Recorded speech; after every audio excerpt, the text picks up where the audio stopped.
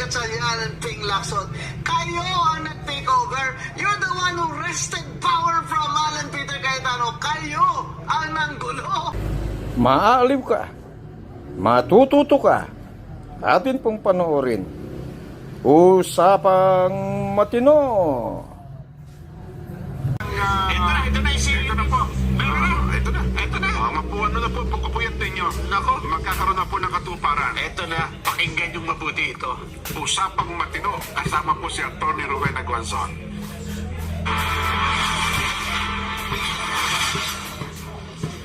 Welcome po uli dito sa Usapang Matino sa Net25. Ngayong araw, ang bisita natin ay dati na nating naimbita dito pero sa ibang issue naman. Ngayon, nagbalik si Attorney Abayon III. Kilala niyo naman ito, is a practicing lawyer, formerly also a congressman, a representative of his party list. He's from Samar, and we are here now to talk about the issue of the month, which is sino ba talaga ang Senate President ngayon sa ating Senado, at totoo ba ang mga banta at yung statements ni Senator Gatchalian na siya ang Senate Pro Tempore na nahalal, legal na nahalal, at siya ngayon ang acting president. So kung merong acting president, ano nangyari sa President of the Senate? Kaya ngayon, pag-uusapan natin dito sa Usapang Matino with Attorney Abayon III. Ano nickname mo, Attorney? Neil, ma'am. Ayun, Attorney Neil. Yes. So, Attorney Neil, yun ang topic natin ngayon. So, ang tanong ng mga tao, paano si Alan Peter Cayetano? Siya pa ba ang Senate President? Bakit si Senate President Cayetano, nakikita din natin na pumapasok sa Senate, nakikipag-usap sa mga tao, sa mga empleyado. Sinabi pa nga niya na kung gusto nila, ay mag-co-signatory na lang daw siya sa mga sweldo, kasi si Senator Gatchalian yata ay nagpipirma din ng mga sweldo. Pero si Senator Gatchalian, Senate Pro Tempore yung sabi niya na halal siya by 12 votes. Yes. Pero ginawa siyang acting president dahil daw sa kanilang mga session ay wala naman silang Senate President. So, sino ba talaga ang Senate President, Attorney Neil?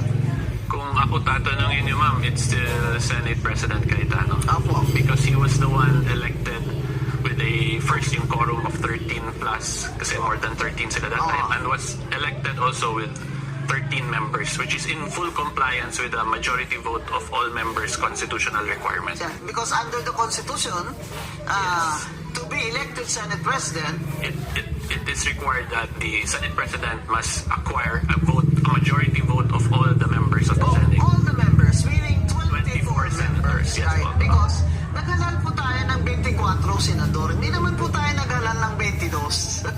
Kaya, ang sinasabi ko sa konstitusyon na all members, ayun po ang opisina ng senador na kung saan may umupo o nakaupo. Hindi po ba? Kaya po, kahit wala si Senator Bato de la Rosa at nasa jail si Senator Jinggoy Estrada, ay senador pa rin sila sa bilang under the Constitution. Yun, tama po ba, Attorney Neil? Yun po ibig niyo sabihin? Kaya 24. Yes, that is correct po.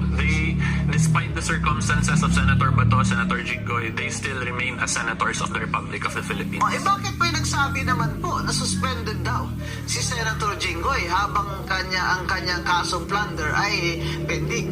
So may provision po kasi under sa plunder law that states yung suspension. But we have to remember, the suspension in that law is more in the nature of a preventive suspension. Preventive suspension, hindi yung suspension na hindi ka na makabalik. Yes, plus yung suspension po is different from expulsion as a member of the Senate. Yung sino po ang pwedeng mag-expulsion? Yung lang po, senators themselves, that is a constitutional provision. Yes, kagaya sa House, in-expel nila si Kiko Barsaga. Yes. They Ganun have po their yung own rules procedure. Yes. for suspension or expulsion. Yes. So, hindi ba yung automatic operation of ba? Yes. Hindi naman yun automatic na pag na-filean ng plunder ay suspended agad. Di ba? So, sinasabi dun sa batas ay preventive suspension at kakaiba po ito kasi senador.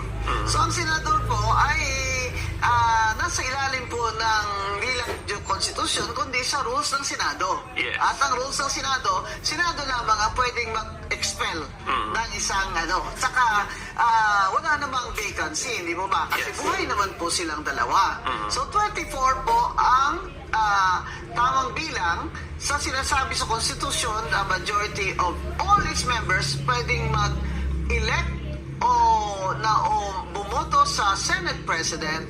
Pero dito sa grupo ni Senator Gatchalian, 12 lang sila. Kaya nila inelect si Gatchalian pro tempore lang. Yes, yun yung position Bakit nila. 12 pwede maghalal sila ng pro tempore, sabi nila. Pero naniniwala rin sila na 13 naman talaga para maka-elect na Senate President. Because in fact, that is why they did not elect their Senate President. Kasi kung tama sila, na 12 lang ay makapasa na sila, sila na po ang majority sa all members of the Senate. And if dapat pati Senate President, hinalal na nila si Gatchalian o kaya kung sinong gusto nila dyan like Risa Ontiveros, hindi ba? Bakit hindi sila nag-election ng kanilang Senate President? Pro tempore lang, tapos ginawa nilang acting President. Wala naman pong acting President na officer dyan sa rules of the Senate. Ngayon, paliwanag po sa amin, attorney, na yung rules of the Senate, iba ba yun sa ibig sabihin ng konstitusyon kung paano mag-elect o bumoto sa mga officers ng Senado? So yung clear po kasi under the Constitution, pag-elect ng Senate President is a constitutional provision. Ang pag-elect naman ng Senate President pro tempore is based on the internal rules of the Senate.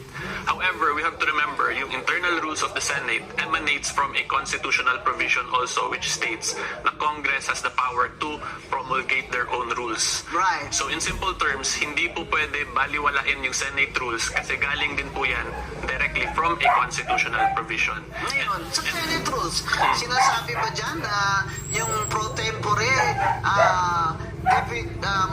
majority leader, deputy majority leader, secretary and sergeant of arms ay pwedeng 12 lang? So, i-clarify ko lang ma'am, yung required is Senate President, Senate Pro Temp, Sergeant at Arms, and Senate Secretary. Dapat majority vote of all its members. Of all its members? Yes, that's Rule 2, Section 2 of the Internal Rules of the Senate. Right. So, nasa Rule 2 po yan ng Rules of the Senate. Kaya po sa House, meron din po silang rules at ini-election din po nila ang kanilang, what do you call this, mga officers. In fact, di ba may issue yan noon? Nung congressman ka pa, Congressman Attorney Neil, ano nga yung kaso na yun ni Bagilat? Sige po, so during our time kasi, yun yung first time, if I'm not mistaken, in the history of Congress na binago po yung pag-elect ng minority leader. Kasi based on parliamentary practice, yung second place, automatic minority leader. Pero kami po, as the minority back then, we insisted na under the rules of Congress, nakalagay doon, the minority must elect a leader among themselves. So may rules talaga. Yes. Pero ang sinasabi ni Bagilat noon, kaya siya pumunta sa Supreme Court na imandamos ang House na siya ang italagang minority leader, ay based lamang sa sabi niyang custom o tradisyon Parliamentary na napagkagawian na. Yes. So ang inyo pong sagot sa Supreme Court ay dapat masunod yung internal rules of Congress. at ano po yung sabi sa rules? Sabi po sa rules, kami yung validly elected group of minority. So dapat ihalal, iboto ng mga minority ang kanilang minority leader. in accordance with the congressional internal rules. So talo po si Congressman Bagilat doon. Kaya hindi siya nag-minority leader. Yes. So the point is, yung House at ang Senate, may mga rules po sila. Na sa Senate especially ay ayon po sa konstitusyon. Okay? So, ang sinasabi naman na Gatchalian, Risa Ontiveros block ay hindi naman sinasabi sa konstitusyon na majority of all ang pro tempore at ibang officers, kaya walang duda duda na pwede itong 12. Kaya sila nag-take over. Diba? Kasi sabi nila, may quorum sila dahil yung dalawa, isa na, wala na, hindi makita. Pangalawa, si Jinggoy ay nasa jail. Oh. So sinasabi nila, 12, hindi 13 ang quorum. De La Rosa, Ejercito, Escudero, Estrada, Gatchalian. Pero sa roll call, tinawag nung Attorney Garcia ang kanilang bagong secretary. Napansin niyo rin pala yun, ma'am. Tinawag niya rin ang pangalan ni Senator Bato de la Rosa at ni Senator Jinggoy Estrada. Ibig sabihin, the records of the Senate and their new secretary has already made it of record na yung dalawa na yan ay senador pa rin sila at kasama sila sa roll call at kasama sila dapat sa bilang ng quorum. Yes. Di ba ba? Of all members. Pero binaliwala lang nila yon. Basta sinabi nila na 12 na lang kasi 22 na lang. Di ba? Oh, so, they declared all positions vacant and they elected Gatchalian, their own secretary. And then may problema sila. Wala silang Senate President. Kasi ang sa konstitusyon na nagsasabi ng majority of all. Di ba? So, kahit sila, tinatanggap nila yun na ang majority of all ay 13. Hindi ba ba? Yes. Dahil ang sinasabi nila na hindi naman sinasabi sa rules na ng konstitusyon na ang pro tempore ay kailangan majority of all din. Di ba? Ang sinasabi ni Senate President Cayetano, to which you agree, Yes. na ang Senate President ay ini-elect, ang pro tempore ini-elect kagaya ng Senate President. Yes. Hindi po ba? Kasi nasa rules naman ng Senado Senate, yes. na ayon sa Constitution, it's never been questioned before. Never been questioned before except now. Bakit ba? Siguro napaka-brilliant itong Senator Gatchalian na ito na meron ka namang bagong interpretation na hindi ko alam, ha? Ito, pabago-bago tayo dito ng ruling na Supreme Court pag nagkataon, ha? Pero palagay ko, ang layo naman. Ang layo naman ng gusto mo, Senator Gatchalian at Senator Risa, na ang majority of all ay 12. Abay, yun nga, kahit grade 2 eh, marunong naman ng 50% of 24 is 12. So, plus 1, ang majority ay 13. So, ngayon, may problema sila, Attorney Neil. Kasi wala silang Senate President, di ba? Oh. Eh, kung ang pro tempore mag-acting Senate President, ano ibig sabihin yan? Oh. Well, yung kailangan po talaga maintindihan dyan is under the Senate rules itself, kung hindi pa po na-elect validly yung replacement ng isang Senate President, the Senate President is still continuing in his capacity as Senate President. So, that's our Teka muna, Senator Gatchalian, hindi ka President. Sabi mo, acting President ka lang. In the first regular session of the 20th Congress is hereby called to order. Mahirap po mag-acting, alam nyo. Ayaw ko yung mga acting na yan eh. Pero sige, pagbigyan na kita. Pro tempore ka lang, sabi mo rin. Oh. Ngayon, sino ang Senate President nyo? Diba? Eh kasi hindi naman papasok sa meeting yung si Alan Peter. Dahil siyempre sabi ni Alan Peter, bugos kayo. Diba? Sinasabi niya rin, bugos si Alan Peter. Diba hindi talaga yung mag-elect ng Senate President nyo? Eh kasi nga, 13 kailangan nyo under the Constitution. Oh, hindi naman na alam nyo. You may think we're stupid, but we're not that stupid. Diba? Senator Gatchalian, naman. You're the plastic king. You're a businessman. You know how to count money. Oh, how come you don't know how to count what the number of majority of all senators means? Ngayon, ito you have a problem because you also agree that the Senate, that the Constitution says that Senate Presidents to be elected by a majority of all 24. Oh, kaya hindi kayo nag-elect. Pero ito sabi ko nga, Attorney Neil eh. Tignan nyo kung gaano ito ka-illogical itong grupo ni Gatchalian at ni Risa Ontiveros. Naniniwala din kayo na ang konstitusyon nagsasabi na 13 dapat ang majority para mag-elect ng Senate President. Diba? Kaya hindi kayo nag-elect ng inyong Senate President eh. Diba? That's why hindi kayo nag-elect. Ayun, you mean to say, ang Senate President na kailangang i-elect by 13 votes ay pwedeng ma-dissolve by 12 votes? Oh, nasa na nga logic dyan sa mathematics sa Senator Gatchalian? Ang posisyon na pwede lamang i-elect by 13 votes pwedeng ma-dissolve or vacant by 12 votes? Oh, Senator Gatchalian, Risa Otevero, Spring Lacson, and you, Erwin Tulfo, not only have to shape up your mathematics, you really have to check your logic. Because hindi naman ho kami manuloko eh. Eh kung hindi ang Senate President,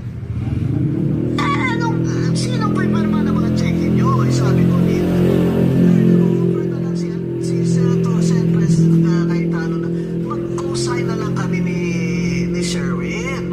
Kasi kawawa naman yung mga empleyado na, what if later, ma-void yung kanilang Election. authority dyan ni Gatchalian? Paano yung mga sweldo? Yeah. Ipababalik yun ng COA kasi ako susulat ako sa COA. Di ba? Take note. I will write the commission on audit na abay bantayan ng resident auditor ito. Ha? Eh, pagsusweldo dito. Kasi pag void ito, ang kapangyarihan si Senator Gatchalian ay ipasuli sa empleyado ang kanilang sweldo. Yung bagong secretary, sergeant at arms, siyempre hindi nila isusuli. Kawawa naman sila. Dapat si Senator Gatchalian is a billionaire. He should be the one who should pay. Diba? Oh. So, klaro, kung bakit 12 lang sabi nila ay may na sila, may majority na sila. Pero, tanggap din nila na hindi sila maka-elect ng Senate President nila dahil kailangan nila 13. Dahil sa konstitusyon. If I may add, ma'am, Yeah. actually nasa internal rules ng Senate na pag-election ng Senate President, dapat majority of all members in yung quorum. Yun. May specific internal rule din for Yan, sa di Senate. ba? Pero sinasabi nga nila na hindi daw yan sinasabi ng konstitusyon. But the rule-making power kasi of Senate emanates from the Constitution. Correct. So, teka muna. Senator Gatchalian et al. Supreme Court ba kayo? Na may rules na ng Senate na kalagay dyan you must be voted by a majority of all. 13. Yung mga pro tempore mo, etc. Tapos ngayon sasabihin mo, kasi wala naman yan sa konstitusyon eh. So ibabaliwala na lang nila yung rules ng Senate. Yan. So tama ka, attorney. May rules sa Senate. Yes. Yung best example nga dyan, ma'am, yung Bagilat case, doon nakikita kung gaano ka powerful din talaga yung internal rules of Congress na kailangan sundin ng members of Congress. Yun. Kasi imagine yung parliamentary practice for the longest time versus an internal rule yung nagbanggaan doon eh. Sabi ng Supreme Court, sundin yung internal rules. Yun. So dito, dapat sundin din nila yung internal rules kasi nga yung foundation yan is the Constitution din. So yan po yung dapat matandaan at maintindihan po talaga. Tsaka kung sinasabi niya na hindi dapat yan i-apply yung rules na yan dahil hindi naman yan ayon sa konstitusyon, di ba all this time, senador kayo under those rules? That is correct. Tapos bigla na lang dahil gusto nyo mag-take over hindi the rules does not apply? Ano ba talaga, kuya? Alam mo, Senator Gatchalian, wala na akong bilib sa'yo. Kala ko pa naman, ang galing-galing mo sa numero, no? Bilyonaryo ka kaya. All of a sudden, that rule is not constitutional because it doesn't serve your purpose. Yan, mga kababayan, bantayan natin. Bantayan natin ang pinakadelikado ng mga tao, itong mga nagsasabing napakatalino nila na magaling pa sila sa sarili nilang batas. Aba yung rule na yan, batas yan sa Senado, di ba? Parang batas. Attorney? May I add, if we follow that argument, yung other matters din po sa internal rules ng Senate, wala din yun directly sa Constitution eh. Oo. So ibig sabihin lahat yun hindi applicable porque walang specific provision sa Constitution. It will really lead to an unreasonable situation. It will be disorderly. Yes. There will be chaos. That's exactly what is happening now. And then you're blaming sa Alan Peter this gulo? Hindi, Senator Gatchalian and Ping Lacson. Kayo ang nag-take over. You're the one who wrested power from Alan Peter Cayetano. Kayo ang nanggulo. Kayo ang nag-cause ng chaos na ito. And that is why this order in our government, it should not be allowed to go unnoticed. Diba? Kaya pinag-uusapan natin. Yes. It should expose them. Diba? Katungkulan natin yan. Diba? Katungkulan natin yan na i-expose natin sila kung may mga kasamaan sila or mga mali sila. Diba? So, alam ko naman na hindi tayo popular attorney Abayo. Sabihin nila, kasi si Abayo, abogado yan ni Mans Carvio. Pero teka na. Abogado naman po kami Kaya pag sinabi namin di kami sangayon dyan sa statement ng IBB board na yan, bakit? Wala ba akong karapatan? Na magdebate sa kanila?